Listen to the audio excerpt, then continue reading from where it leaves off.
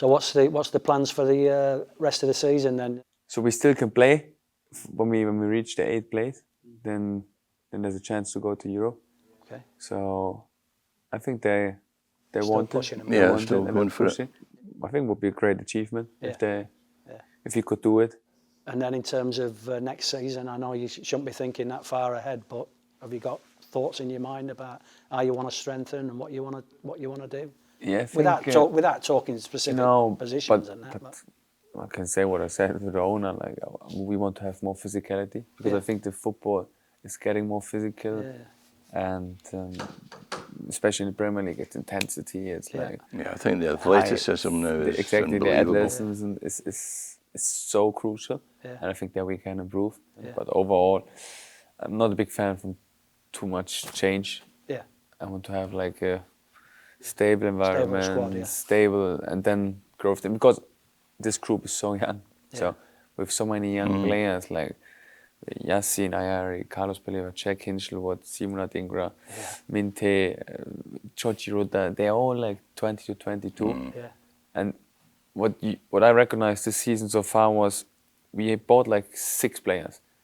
And I think 1 or 2 players really adapted so far. And it's Georgie and Minte. All the others, like they suffered. They came here injury. They came here problems with the intensity. They came here maybe problems with the culture. So I think that they also will make a next step. That they adapt more and more. They'll be better. And they get more better. Experience. But therefore you need, I think, a stable environment where they can grow. A stable environment where they can develop. And I think. And what about you yourself? I mean, it's your first season. Are you?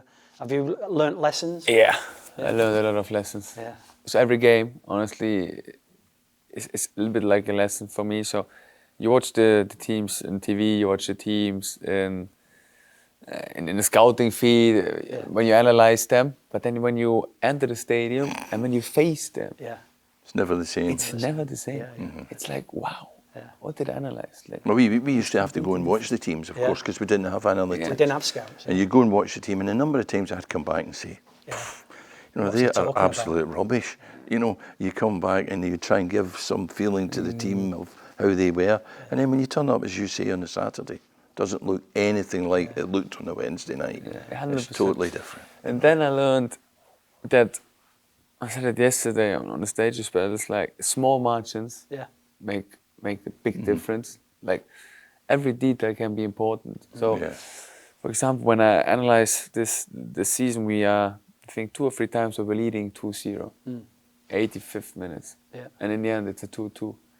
So, game management, I wasn't really taking care of this in my previous stations. Like that's the first time I really say, okay, it's an actual thing. But every club can bring on a sub that's 10 million, 20 million pound player, and that can change the game in a split second. I always talk about... so you're being a bit harsh on yourself there, I think. Yeah, but when you are leading 2-0, like to the 85th minutes, you want to keep it. And therefore, sometimes we did mistakes where you think you can avoid them.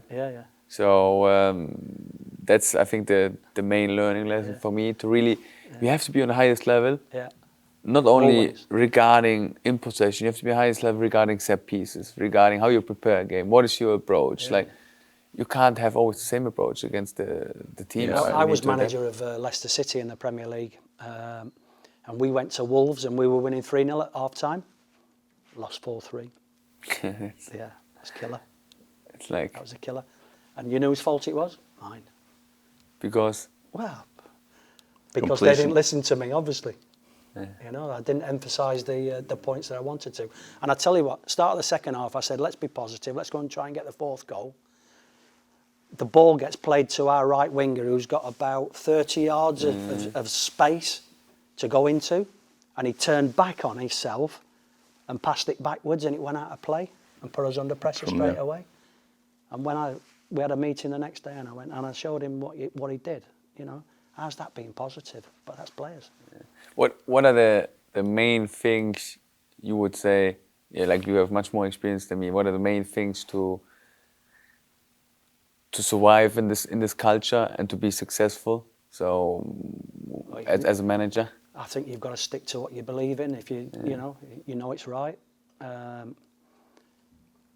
I think one of the things is resilience. The people around you are so important because you cannot do it all yourself. It's impossible. Like you said, that last 10 minutes where you're losing games, there can be somebody else applying their mind to that while you're looking at the rest, and reminding you that, wait a minute now, we're going into 10 minutes, we're 2-0 up, what do we do here? How do we shut this out? And I think that the people around you are so important because it is impossible to do it all yourself. Nowadays, more than ever, with the scrutiny and the players' expectations from you and your staff, what they expect in terms of information and even the changes that you make. They want to understand why you're doing them, and and I think your staff are really, really important. And stuff's getting bigger and bigger. Yeah. So, like we talked before, we managed at Brighton when they were in the lower leagues, and it was always about physicality and height. Yeah. If you didn't have 6-footers in your team, you were going to get done from a set piece somewhere. And I think that applies in the Premier League now. 100%. That if there was little details from corners, who you're marking, and if your set piece guy doesn't get that right, then it's a set problem. piece is also very important for you. Yeah. You train them a lot. I went to they do the Congress in Germany every couple of years, and I went to a couple of these coaching congresses, one in Bochum and I can't remember, Dortmund or something. And at one of them, Klopp gave a talk, and he talked about, and I think this is really, really important, and I think people still don't put enough attention on it, and that is he calculated how many goals were lost from unnecessary free kicks. From them giving away free kicks. And I think that in that last 10 minutes, one of the things that you have to emphasise is that you don't allow people to bring pressure on you because in your desperation to stay 2-0, you give away a free kick. You're impulsive. Just look at our game against Newcastle at the weekend. Exactly about this topic, giving away easy free kicks in a dangerous area. That was the topic we had against Newcastle. So we went down too easy. We give away too many fouls in our half. So I think they're also clever fouls when you do it in the opponent's half. Yeah, absolutely. But in our half, but not where they can threaten your goal. Yeah. And I think that's something that you can, I think Klopp said at that season that they had lost something like 25%, maybe more, of the goals they had lost were from unnecessary free kicks in dangerous areas. And these are, for example, learnings to focus on the things you can influence. Like, you can influence how many fouls you do or where you do the fouls. You can influence how good you defend the set pieces. Correct. You can influence how you defend as a team. You can't influence always that you score a goal. But if you defend as a team, if you stick together, if you do the margins right, and that's also like throwing. And throwing is also important, like corners, kickoffs. Do you know what your foul counts are normally when you're doing well? We analyze it. Yeah, I know, but do you know what the foul count is? So what I heard or what I learned is like the team who are most successful foul more. Yeah.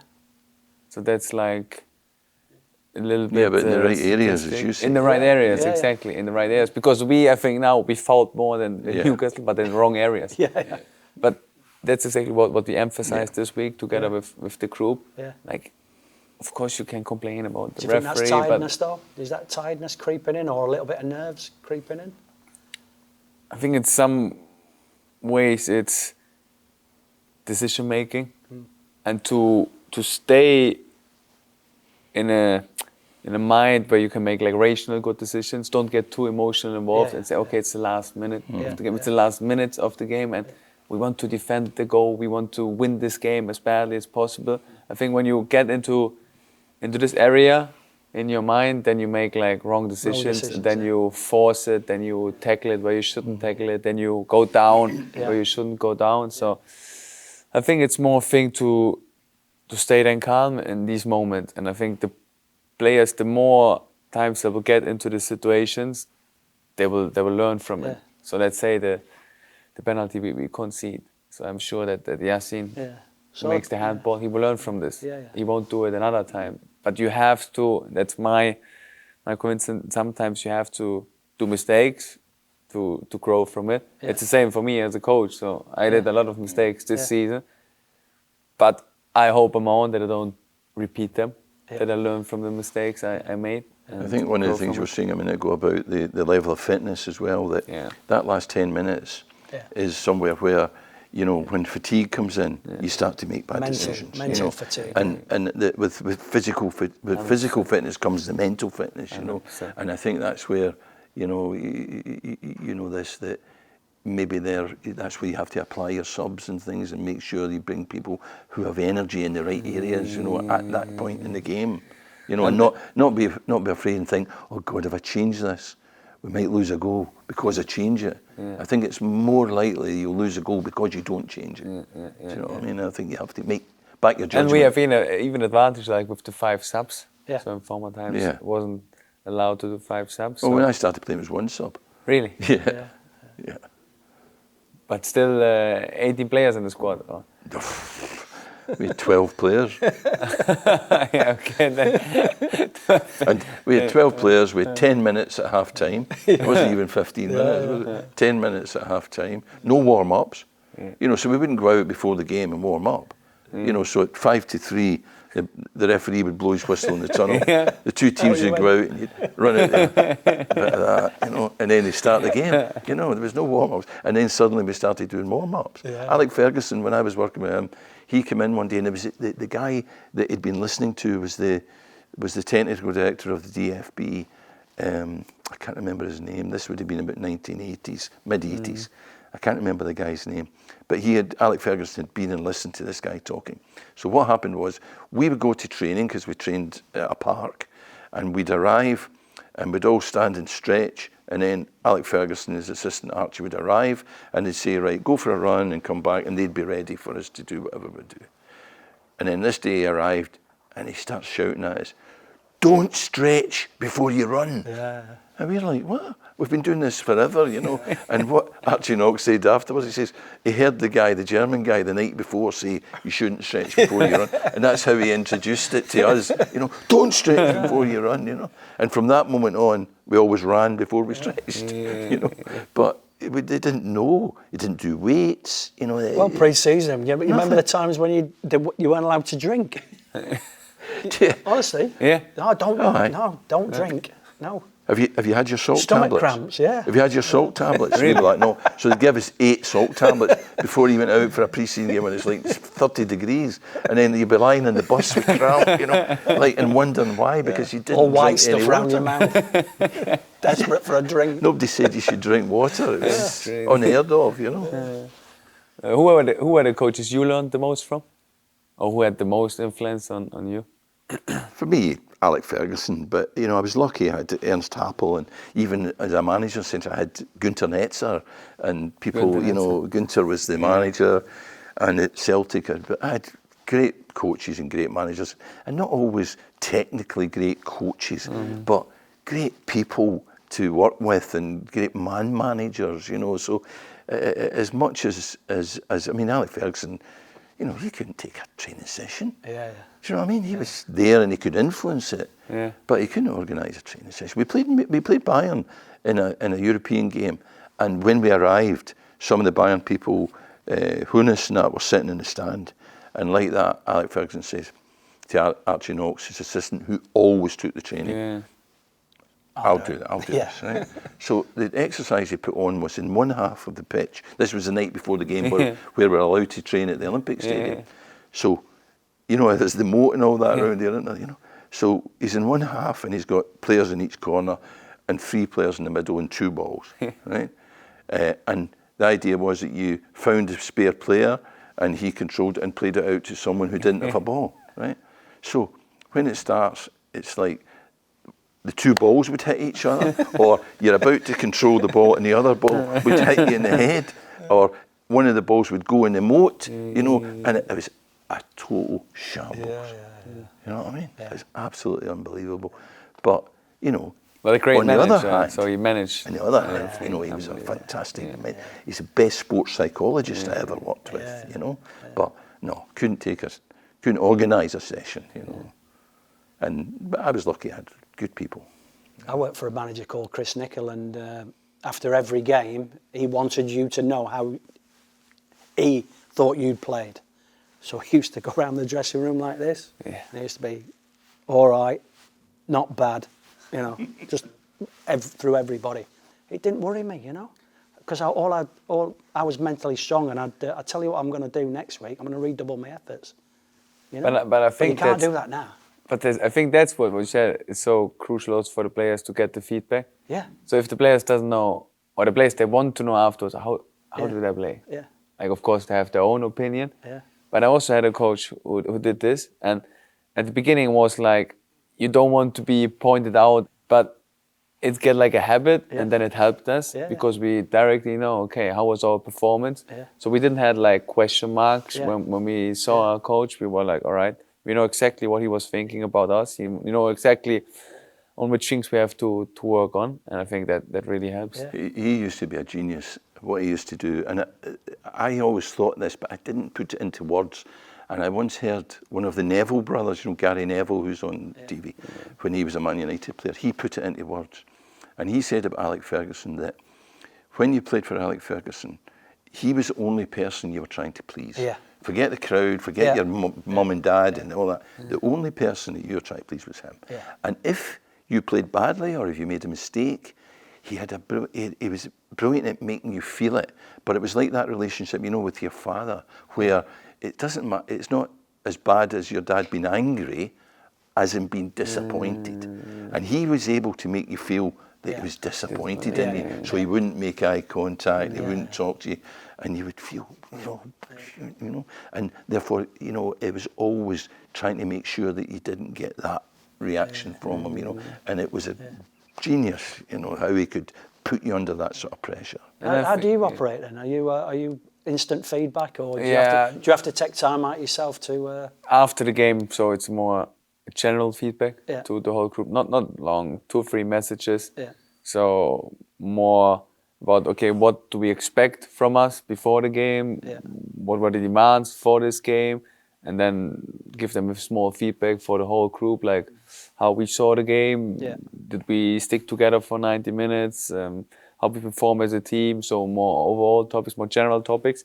And then during the week, individual feedback. Yeah. Individual feedback. Yeah. And nowadays we do a lot of Individual stuff. individual analysis. And we try to, especially with this group, we try to do a lot of individual work because they are very young. Yeah. And I think, of course, you can train in a big group, Yeah. but for me, it's about giving them like repetition, spending time with them, convincing them with the power of the ideas. So that's a little bit how we work. But I'm also a big fan from the mental side. So what you just said, like I think a coach has to be a good psychologist. So he has to get in the heads from the players. He needs to create a good mindset. He needs to create a belief. So if a coach doesn't have a belief, or he can't transport the belief into this group, like why should the players believe on themselves? So I think that's right. And one of the things I think is that, remember, you prepare your team physically. And I think their physical condition doesn't really change. But the big variable is the mental state. That changes from there to there. You know, whereas the physical side stays fairly consistent over whatever period of the season, different parts of the season. But the mental side could be anything. And therefore that is the thing that can make you a good 100%. team or a good player or a bad team. You know? It's so important. And that's for me, like, I'm really looking after that. So like, how do you build this mental resilience? So when we talk about the last 10 minutes, okay, when you're physically strong, then maybe as a consequence, you get also like mentally strong. Yes. But therefore, I think it's very individual for the players. So every player has to be treated like individually in some ways. So especially for our team, we have like 16, 17 different cultures, 16, 17 different countries where they come from.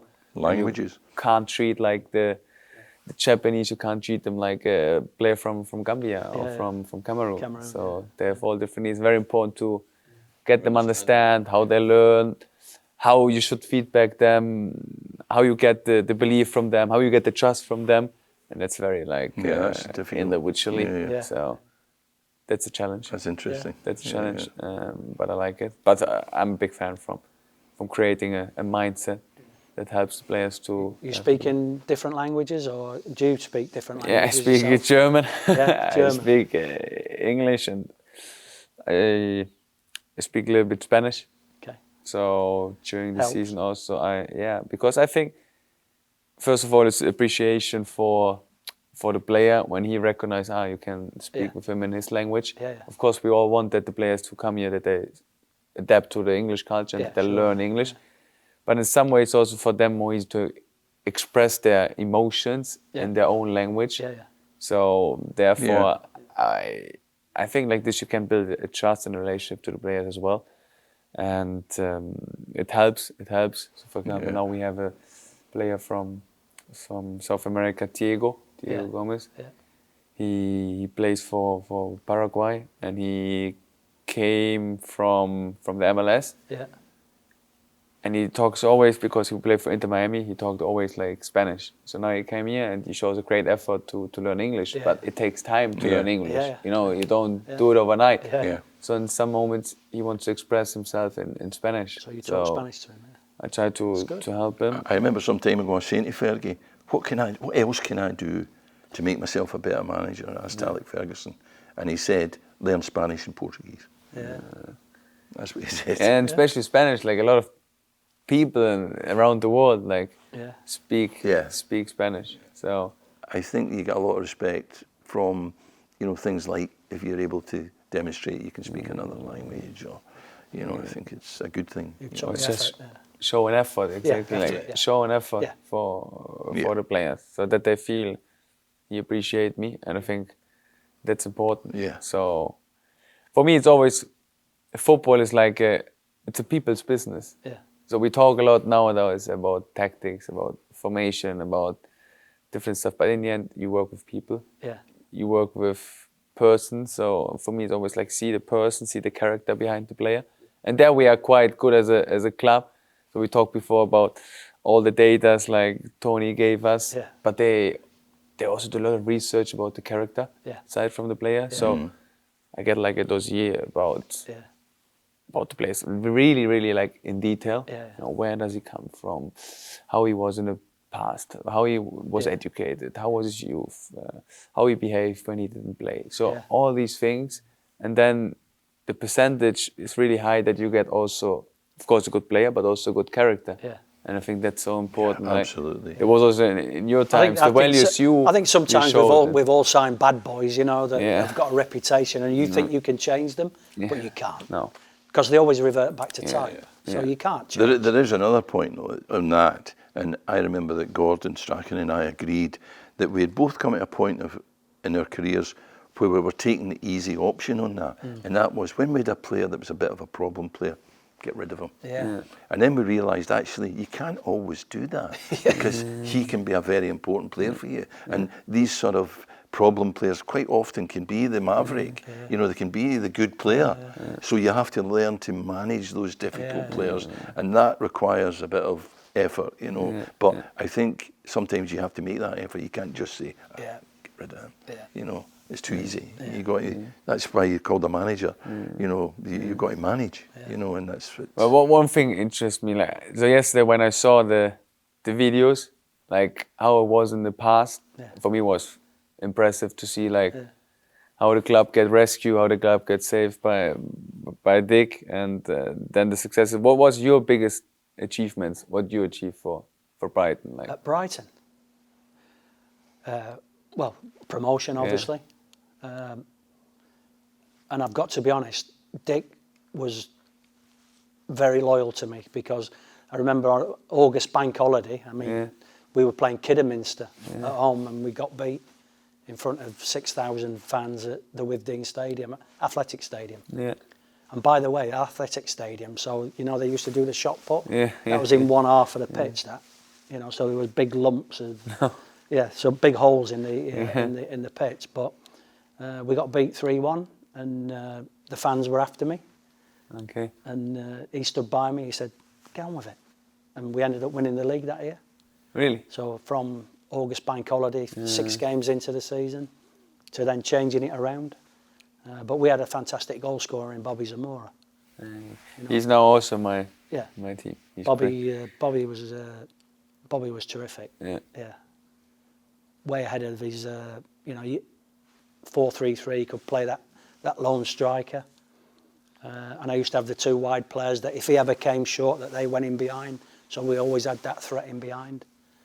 But that's really interesting what you said with that he was loyal to you. Yeah. I think that's value from this club. So I feel it also nowadays. Yeah. Like, okay, now it's a different owner, but with Tony and Paul Barber, they don't overreact. No. Like they don't get too euphoric when you have runs. They don't get too depressive So when you have important. losses. It helps you. So even when the fans are going sometimes harsh against you, so I experienced on my own this season. Yeah. So I told you after the Forest game. Yeah, exactly.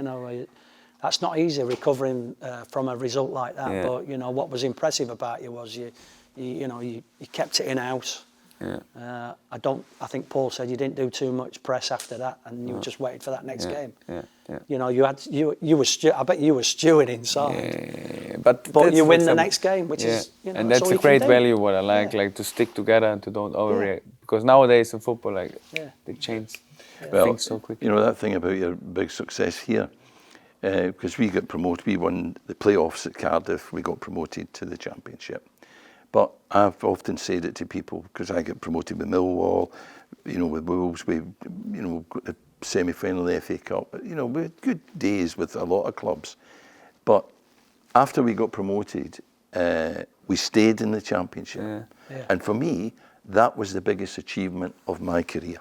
Not just here, but anywhere. Yeah. And if you look at my season that season, I don't know how many games we won. 5 games, 6 games, But for me, that was my biggest achievement, and that was my biggest achievement here, but maybe my biggest achievement anywhere, And I think that's why sometimes people can get a false impression. You look at percentages. What's his percentage? Percentage, Well, if you've been the manager of the worst club in the country for 5 Smallest years, budget. and you've kept them up and up and up, that's more achievement. impressive than having the biggest budget and achieving promotions. So for me, it was staying in the Championship was my biggest achievement.